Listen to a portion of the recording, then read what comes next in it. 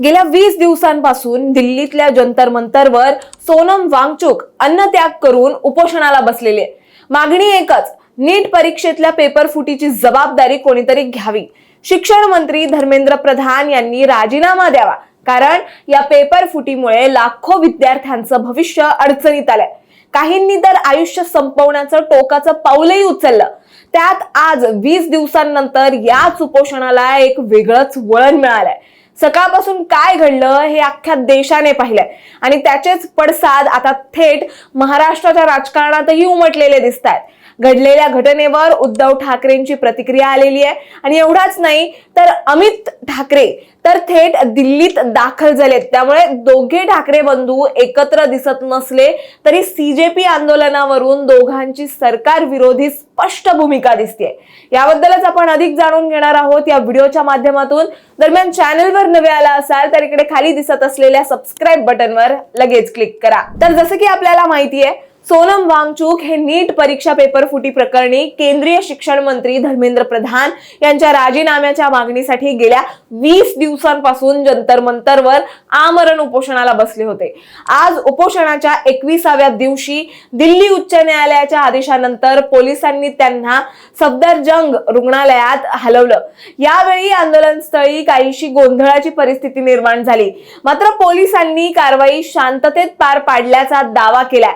तरी वांगचुक यांच्या पत्नीनं रुग्णालय प्रशासनाला माझ्या संमतीशिवाय कोणतंही औषध त्यांना देऊ नका असा स्पष्ट अल्टिमेटम दिलाय. याच घडामोडीनंतर उद्धव ठाकरे यांची पहिली प्रतिक्रिया समोर आली असून रामरक्षा आंदोलनासाठी नागपुरात दाखल झालेले उद्धव ठाकरे यांनी माध्यमांशी बोलताना सरकारवर जोरदार टीका केली आहे. वांगचुक यांच्या तब्येतीची खरंच काळजी असती तर आधीच चर्चा व्हायला हवी होती असं ते म्हणाले.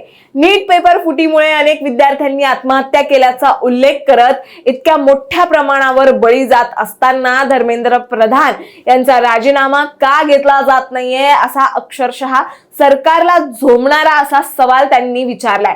आणि एवढाच नाही तर महात्मा गांधी आणि अण्णा हजारे यांच्या उपोषणांचा दाखला देत चर्चेतून तोडगा काढण्याचं आवाहनही त्यांनी सरकारला यावेळी केलंय. दुसरीकडे मनसे नेते अमित ठाकरे यांनी दिल्लीत जंतर मंतरवर जाऊन अभिजित दिपके यांची भेट घेतली. तसेच मनसे अध्यक्ष राज ठाकरे यांनी आधीच सोशल मीडियावरून या आंदोलनाला पाठिंबा जाहीर केला होता.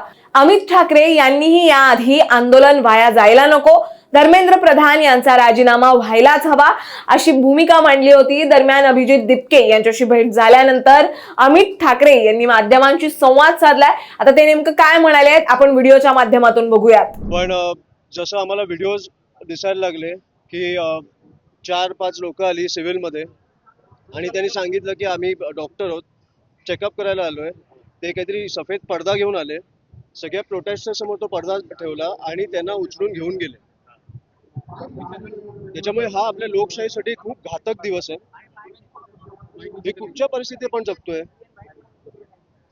एक माणूस, एवढा मोठा माणूस, एक सायंटिस्ट, एज्युकेशनिस्ट, ज्यांनी विद्यार्थ्यांसाठी असेल, शेतकऱ्यांसाठी असेल, आपल्या सैन्यासाठी असेल, एवढे कामं करून ठेवली आहेत, त्यांना तुम्ही अशा प्रकारे एक तर 20 दिवस त्यांना उपोषणावर बसवलं. मला कळतच नाही की धर्मेंद्र प्रधानचा राजीनामा पाहिजे तर हो पाहिजे, डेफिनेटली पाहिजे. पण एका मिनिटासाठी राजीनामा बाजूला ठेवा. एक माणूस तुमच्या समोर 20 दिवस उपोषण करतोय, त्याला येऊन तुम्हाला भेटता पण नाहीत, एक कॉन्व्हर्सेशन पण नाही करतायत की तुमची चर्चा तर चालू करू. ही कुठची पद्धत आहे? ऐकायचंच नाही, पोलिसांना पाठवायचं. ही दडपशाही काय प्रकारची बरं, या सगळ्यावरून तुमच्या लक्षात येत असेल, एकीकडे नागपुरातून उद्धव ठाकरे सरकारला अडचणीत आणणारा प्रश्न विचारतात, तर दुसरीकडे अमित ठाकरे दिल्लीत जाऊन प्रत्यक्ष पाठिंबा देत आहेत. आता राजकीय दृष्ट्या वेगळे असले तरी या एका मुद्द्यावरून ठाकरे बंधू एकाच लाईनवर असल्याचं स्पष्ट दिसतंय. यात आणखीन एक गोष्ट लक्षात घेण्यासारखी आहे, ती म्हणजे ठाकरेंच्या शिवसेनेने आधीच खासदार अरविंद सावंत यांना उपोषण स्थळी पाठवून पाठिंबा दर्शवला होता. बाकी कुठल्याही गोष्टीत ठाकरे बंधू एकत्र येतील की नाही हा प्रश्न वेगळा. पण आज तरी दोघांचा आवाज विद्यार्थ्यांसाठी, एका उपोषणकर्त्यासाठी, सोनम वांगचुक यांच्यासाठी एकत्र आलाय.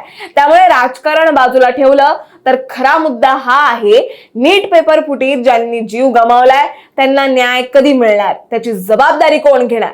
तुम्ही या घटनेकडे कसं पाहताय हे आम्हाला कमेंटमध्ये नक्की सांगा आणि अशाच माहितीपूर्वक व्हिडिओ बघण्यासाठी लगेचच सबस्क्राईब करा प्राईम टाइम महाराष्ट्राला.